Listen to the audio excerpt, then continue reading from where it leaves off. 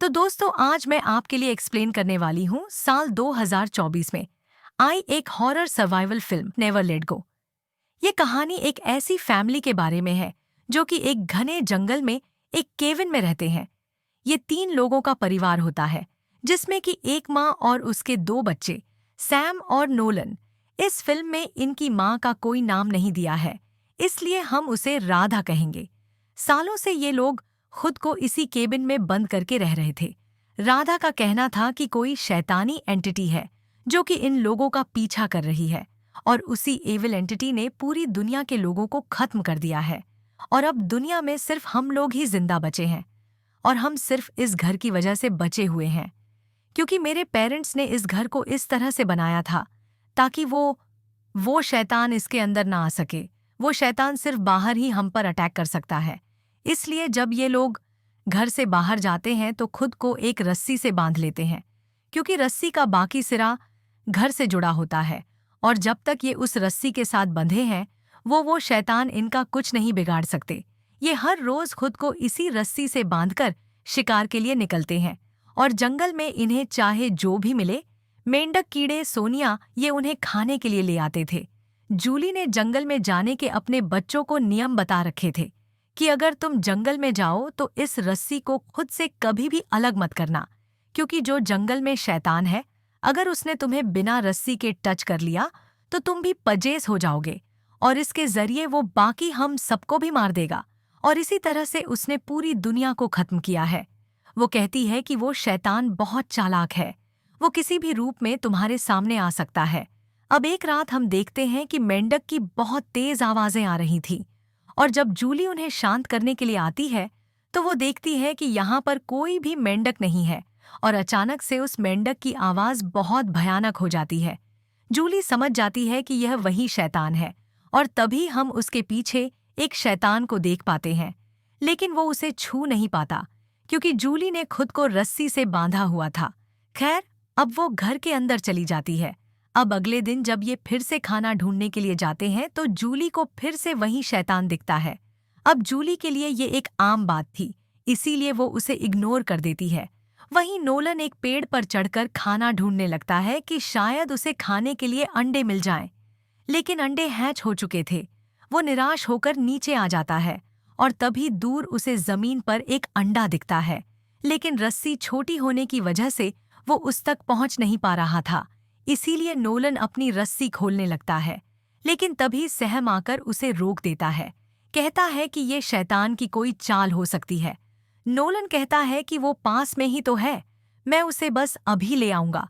कहता है कि जल्दी चलो वरना मैं सीटी बजाकर मोम को बुला लूंगा। इसलिए ये दोनों यहाँ से जाने लगते हैं और रास्ते में जाते हुए वो गुस्से में सेम की रोप पर पैर रख देता है, जिससे सेम रस्सी से अलग होकर नीचे गिर जाता है और उसका पैर एक पेड़ में फंस जाता है। नोलन उसे बचाने की कोशिश करता है, लेकिन उसकी भी रस्सी छोटी होती है, इसीलिए वो मुसीबत में वो सीटी बजा देता है, जिसे सुनकर उनकी माँ तेजी से उनकी तरफ दौड़ी चली आती है, जहां अगर वो देखती है कि उस एविल ने उसकी माँ का रूप ले रखा है और वो उसके बच्चों की तरफ बढ़ रही है, लेकिन इससे पहले वो शैतान उसके बच्चों को मार पाती। जूली जल्दी से जाकर अपनी ही रोप से अपने दोनों बच्चों को बांध लेती है और वो एविल एंटिटी उनके इतने करीब होने के बाद भी उन्हें टच नहीं कर पाती। लेकिन ये एंटिटीज, यह बलाएं सिर्फ जूली को ही दिखाई देती थी, उसके बच्चों को यह कभी नहीं दिखती थी, लेकिन उन्हें फील हो रहा था कि खतरा कितना बड़ा है। खैर, अब इस सब के बाद जूली अपने बच्चों पर बहुत गुस्सा होती है। वो घर लाकर उनसे माफी मंगवा है क्योंकि उन्होंने एक रूल तोड़ा था। वो उनका एक सेलर पर हाथ रखवा कर उनसे प्रेयर बुलवा है ताकि उन पर शैतान का कोई असर ना हुआ हो। इसके बाद वो इनसे पूछती है कि आखिर हुआ क्या था। नोलन कहता है कि इसमें मेरी गलती थी, इसीलिए जूल उसे बहुत डांट है कि तुम्हें कुछ अंदाजा भी है कि अगर मुझे आने में थोड़ी भी देर हो जाती तो क्या होता, वो एविल तुम्हें छूता और सब खत्म हो जाता। फिर डिनर करते हुए जूली अपने बच्चों को बताती है कि वो एविल किस तरह से ट्रिक करता है। वो इन्हें यहाँ पर एक कहानी सुनाती है कि शैतान एक बार एक छोटी लड़की के रूप में मेरे सामने आया था। वो लड़की मेरी रस्सी की लिमिट से थोड़ी ही दूरी पर थी। उसका पैर एक गड्ढे में फंसा हुआ था। वो मदद के लिए चीख रही थी, चिल्ला रही थी, लेकिन मुझे पता था कि एक चाल है, एक लावा है। मैंने उसे इग्नोर कर दिया, लेकिन उस लड़की के चीखने की आवाज़ें मुझे आज भी हर रोज़ आती हैं। जब मैं देखने जाती तो मुझे उस लड़की की बॉडी वहीं पर मिलती, और समय के साथ उस लड़की की बॉडी स्केलेटन बन गई और वो सड़ने लगी। लेकिन फिर भी मैं अपनी रस्सी से अलग होकर उसे बचाने नहीं गई, क्योंकि एविल यही चाहता है कि मैं खुद पर डाउट करूं और वो इसका फायदा उठाए। इसलिए चाहे कुछ भी हो जाए, तुम्हें उसकी चाल में नहीं आना है और खुद को कभी भी रस्सी से अलग नहीं करना है। अब सैम को तो अपनी माँ की बातों पर पूरा विश्वास था, लेकिन नोलन की सोच उससे अलग थी। उसे इन सब बातों पर विश्वास नहीं था। वो सोचता था कि ये सारी बातें फिजूल हैं। कोई क्रिएचर जैसी चीज है ही नहीं। बाहर की दुनिया अभी भी नॉर्मल है।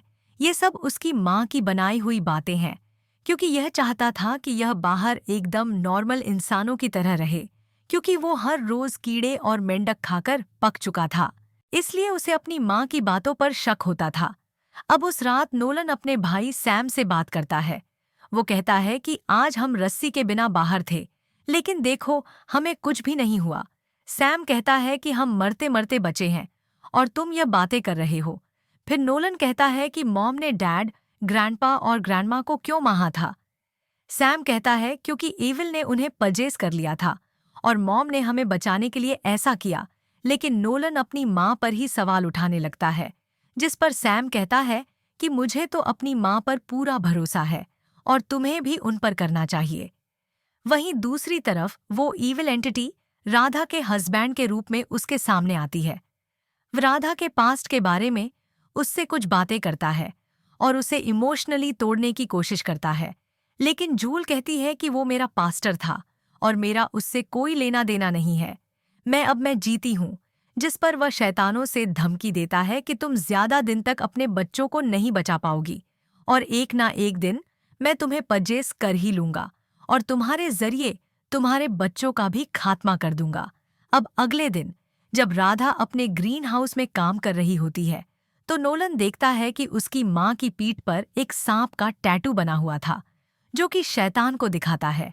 नोलन को ये काफी अजीब लगता है। वो कहता है कि जिस शैतान से आप भाग रही हैं, उसी का टैटू तुमने बनवा रखा है, जिस पर वो उसे बताती है कि ये टैटू मैंने अपनी शादी से पहले बनवाया था। उस वक्त मैं एक अलग इंसान हुआ करती थी। मैं बाहर रहा करती थी, तब सब ठीक था। और जब एबल्स ने लोगों पर अटैक करना शुरू किया, तो मैं यहाँ इस घर में आ गई और पूरी तरह से बदल गई। नोलन कहता है कि ऐसा भी तो हो सकता है कि हम अकेले ना हो और हमारे जैसे और भी परिवार हो जो कि ईविल से बच कर रह रहे हो, लेकिन जूल कहती है कि बाहर कोई नहीं है और जो बचे हैं वो सिर्फ हम हैं। अब रात में जब जूली नहा रही होती है, तो नोलन वहां पर आता है, जो कि नींद में चल रहा था। क्योंकि नोलन को नींद में चलने की बीमारी थी, इसलिए उसकी माँ ने उसके पैर में घंटी बांध रखी थी कि कहीं वो रात में नींद में घर से बाहर ना निकल जाए। लेकिन आज वो घंटी बांधना भूल गया था, इसलिए राधा उसे ले जाकर वापस उसे सुला देती है। अब अगले दिन जब राधा खाना ढूंढने के लिए जाती है, तो उसे एक कुआं दिखाई देता है। लेकिन राधा जब उसे क्रॉसबो से मारने के लिए जाती है, तो वो देखती है कि वो कुआं नोलन के चेहरे को नोच कर खा रहा है, जिसे देखकर वो सहम जाती है। लेकिन अगले ही पल उसे होश आता है कि यह सब सच नहीं है, इसलिए वो फिर से ट्राई करती है। लेकिन एविल उसे फिर से बहका है और वो कुआं यहाँ से चला जाता है। और इसलिए जब आज उन्हें खाने के लिए कुछ नहीं मिलता, तो पेड़ की छाल खाकर ही उन्हें बितानी पड़ती है, जिसे तेल में तलकर उस पर शहद लगाकर ये लोग उसे खाते हैं। खैर, अब एक दिन जब ये तीनों पेड़ की छाल निकाल रहे होते हैं, कि तभी नोलन देखता है कि वहां पर जूल और सैम नहीं है। कि तभी कोई उसकी रस्सी को खींचने लगता है और उसे खींचता हुआ कुएं के पास तक ले आता है, और हम कुएं में एक सांप की तरह दिखने वाले क्रिएचर को देख पाते हैं। लेकिन अगले ही पल हमें पता चलता है कि ये नोलन का एक नाइटमेयर, एक बुरा सपना था। दरअसल वो नींद में चल रहा था और वो बिना रस्सी के बाहर आ गया था। लेकिन तभी राधा उसे आकर पकड़कर अंदर ले जाती है और उसे फिर से उसी सेलर में बंद करके उससे वो रिचुअल कराती है, जिस पर नोलन रोने लगता है। वो कहता है कि मुझे टॉयलेट जाना है, लेकिन राधा उसकी नहीं सुनती। खैर, अब जूली थोड़ी देर में सेलर खोल देती है, जहां पर नोलन ने पेंट में ही टॉयलेट कर दिया था। अब ईविल को लेकर नोलन का शक और भी गहरा हो गया था कि वो नहीं है, क्योंकि वो इतने टाइम से घर के बाहर घूम रहा था, लेकिन उसे कुछ भी नहीं हुआ। उसे लगता है कि शायद ये ईविल उसकी मॉम का कोई वहम है और कुछ नहीं। इसलिए वो रात में सैम से कहता है कि अब बहुत हो चुका, अब हमारे पास खाना खाने तक के लिए नहीं बचा है, हमें खाना लाने के लिए बाहर जाना ही होगा। लेकिन सैम तो अपनी माँ पर बहुत भरोसा करता था, इसलिए वो जाने से मना कर देता है। वहीं राधा को नाइटमेयर आता है कि उसे शैतान ने पजेस कर लिया है और वो अपने बच्चों को मार कर खा गई है। खैर, अब अगले दिन राधा अपने बच्चों को अपना एक पुराना कैमरा दिखाती है। बच्चों ने पहली बार किसी ऐसी चीज को देखा था।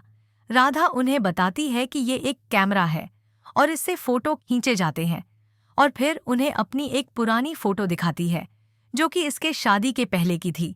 और हम देख पाते हैं कि वाकई में राधा पहले कितनी अलग थी।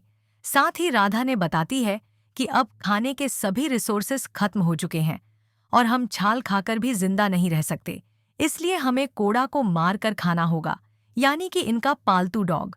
लेकिन नोलन इस बात के लिए राजी नहीं होता, इसलिए वो अपनी माँ से बहस करने लगता है।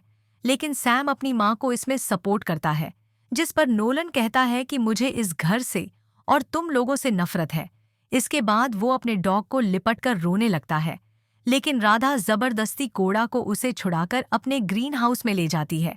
जूल भी कोड़ा को मारना नहीं चाहती थी, लेकिन उसके पास भी दूसरा कोई रास्ता नहीं था। लेकिन इससे पहले वो कोड़ा को मारती ही नोलन बिना रोप के ही बाहर आ जाता है और कहता है कि मैं आपको यकीन दिलाने आया हूं कि कोई भी एविल नहीं है और आपको किसी से भी डरने की जरूरत नहीं है। और यह कहकर वो अपनी माँ की रूप भी काट देता है। तभी कोड़ा वहां से भाग जाता है और नोलन अपनी माँ को ग्रीन हाउस में ही बंद कर देता है, वो भी बिना रस्सी के। इससे राधा बहुत डर जाती है और नोलन को बताती है कि वो एविल सच में है, मैं गलती से खुद ही उन्हें यहाँ पर लेकर आई थी और राधा ने ये बात अपने बच्चों से छिपा रखी थी। लेकिन नोलन फिर भी वो दरवाज़ा नहीं खोलता और तभी राधा के पास वो एविल एंटिटी आती है जो कि उसके माँ के रूप में थी। वो राधा को गाली बकते हुए कहती है कि तुमने मुझे जहर देकर मारा था। इसके बाद वो एंटिटी राधा की तरफ बढ़ने लगती है, यह कहकर कि वो उसे भी पजेस करके उसके बच्चों को मार देगी। लेकिन इससे पहले वो एंटिटी राधा को खत्म करती, वो अपना ही गला काटकर खुद की जान ले लेती है। अब इतने में ही सैम आकर ग्रीन हाउस का दरवाजा खोलता है और अपनी माँ को यहाँ पर मरा हुआ देखकर दोनों बच्चे बुरी तरह से टूट जाते हैं। सैम की हालत खराब हो जाती है, वह बहुत बीमार हो जाता है। अब नोलन उसका ध्यान रख रहा था और वो देखता है कि उसका भाई भूख से तड़प रहा है, इसलिए वो फैसला करता है कि वो मदद ढूंढने के लिए यहाँ से बाहर जाएगा। अब वो उन तीनों रस्सियों को जोड़कर पूरी तरह से सीधा बना लेता है। वो किसी तरह से रोड तक पहुंच जाता है, जहां पर दूर दूर तक उसे कोई दिखाई नहीं देता। नोलन यहाँ पर काफी देर तक मदद के लिए आवाज लगाता है, लेकिन कोई भी जवाब न आने पर वो वापस अपने घर लौट आता है। लेकिन तभी एक हाइकर वहां पर आता है। वो कहता है कि मैंने तुम्हारी आवाज सुनी, क्या सब कुछ ठीक है? पहले नोलन को लगता है कि ये कोई एविल एंटिटी तो नहीं है, लेकिन उसे बाद में यकीन होता है कि यह इंसान ही है। नोलन कहता है कि मेरी माँ गुजर चुकी है और मेरा भाई बीमार है, मुझे उसे खाना खिलाना है। हाइकर कहता है कि मेरे पास खाना है और मैं तुम्हारी मदद कर दूंगा। लेकिन तभी वहां पर सैम आ जाता है। वो उस पर क्रॉसबो तान देता है। उसे लग रहा था कि वो कोई एविल एंटिटी है, जिस पर वो आदमी कहता है कि मैंने कुछ नहीं किया, प्लीज मुझे जाने दो, तुम्हें कोई गलतफहमी हुई है। नोलन भी उसे कहता है कि उसे जाने दो, मुझे लगता है कि शायद ये इंसान है। लेकिन सैम फिर भी उस पर क्रॉसबो चला देता है और वो आदमी घायल होकर मदद के लिए चिल्लाता हुआ वहां से भाग जाता है। अब नोलन उसे देखने के लिए जाता है। सैम उसे रोकता है कि यह कोई चाल हो सकती है, लेकिन नोलन उसकी बात ना सुनकर उस आदमी के पीछे चला जाता है। फिर नोलन उस आदमी के पास जाता है जो कि जमीन पर पड़ा तड़प रहा था और उसने 911 पर कॉल कर दिया था और दूसरी तरफ से आवाज भी आ रही थी, जिसका मतलब था कि दुनिया खत्म नहीं हुई है। इंसान जिंदा है और इनकी माँ ने इनसे झूठ बोला था। खैर, नोलन ने तो पहली बार फोन देखा था, इसलिए उसे समझ नहीं आता कि ये क्या चीज है, लेकिन उसे खाना चाहिए था, इसलिए वो उसका बैग लेकर यहाँ से चला जाता है और वो आदमी वहीं पर मारा जाता है। फिर नोलन घर आकर कहता है कि मैं खाना लेकर आया हूँ, और ये उस आदमी का है। वो इंसान ही था, लेकिन समम यह खाना नहीं खाता। वो अभी भी इसी बात पर कायम था कि वो इंसान असली नहीं था, बल्कि वो शैतान था। इसलिए इन दोनों में बहस हो जाती है। खैर, अब रात में जब सैम को भूख लगती है तो इस आदमी का खाना खाने लगता है, और रात में सैम को उस आदमी के बैग से उसका पर्स मिलता है, जिसमें उसकी बेटी की फोटो होती है, जिससे सैम को रियलाइज होता है कि उसने एक इंसान को मार दिया, जिससे उसकी बेटी अनाथ हो गई। उसे इस बात का बहुत दुख होता है। बैग में उसे एक फ्लैशलाइट भी मिलती है, जिसे लेकर वह बाहर बैठ जाता है कि तभी उसे एक आवाज सुनाई देती है, जो कि उसे ग्रीन हाउस की तरफ से आ रही थी। और जब वो वहां देखने जाता है तो वो क्या देखता है कि ग्रीन हाउस के अंदर उसकी माँ चल रही थी। लेकिन जब वो दरवाजा खोलता है तो देखता है कि उसकी माँ की लाश तो जमीन पर ही पड़ी थी। और तभी वहां पर एक छोटी बच्ची आती है। वो कहती है कि मेरी डैडी यहाँ पर आए थे, लेकिन वो अभी तक नहीं लौटे। क्या तुमने उसे देखा है, सैम? उस लड़की को देखते ही समझ जाता है कि उस हाइकर की बेटी है। तभी वो लड़की कहती है कि फ्लैशलाइट तो मेरे पापा की है। तुमने उनके साथ क्या किया? सैम कहता है कि ये सब गलती से हुआ, जिससे वो लड़की समझ जाती है कि इसने उसके डैड को कुछ किया है। वो बच्ची डर के मार यहाँ से भागने लगती है। सैम भी उसके पीछे जाता है, लेकिन रस्सी से बंधे होने की वजह से वो ज्यादा दूर नहीं जा पाता। सैम को यकीन था कि वो बच्ची असली है, इसलिए वो रस्सी खोलकर उसे ढूंढने जाता है। लेकिन तभी इस कहानी में एक भयानक मोड़ आता है। सैम को पेड़ पर एक एविल एंटिटी दिखाई देती है, जिसके बहुत सारे हाथ थे। और यहाँ पर ये रिवील होता है कि वो कोई असली बच्ची नहीं थी, बल्कि एक एविल एंटिटी, एक शैतान थी। और सांप की तरह उसकी एक लंबी जीभ थी, जिससे वो सैम को टच करके उसे पजेस कर लेती है। जिसके बाद पजेस हुआ सैम घर के अंदर नोलन को बंद करके अपने घर को आग लगा देता है और कहता है कि अब यह घर भी तुम्हें बचा नहीं पाएगा। और जलते हुए घर के साथ कैमरे से एक सेल्फी लेता है घर के अंदर। नोलन खुद को बचाने की कोशिश कर रहा था कि तभी एक एविल एंटिटी राधा के रूप में उसके सामने आती है। वो नोलन को हंट करती है, जिससे बचकर नोलन सेलर की तरफ आ जाता है। जब वो एंटिटी उसके करीब आती है तो वो चालाकी से उसे सेलर में धक्का दे देता है और उसके साथ ही सेलर के अंदर बंद हो जाता है। और वो रिचुअल वाली प्रेयर बोलने लगता है, जिससे वो एंटिटी तड़पने लगती है और अपने असली रूप में आ जाती है, जो कि सांप की तरह दिखने वाला एक क्रिएचर था। जिसके बाद वो खत्म हो जाती है।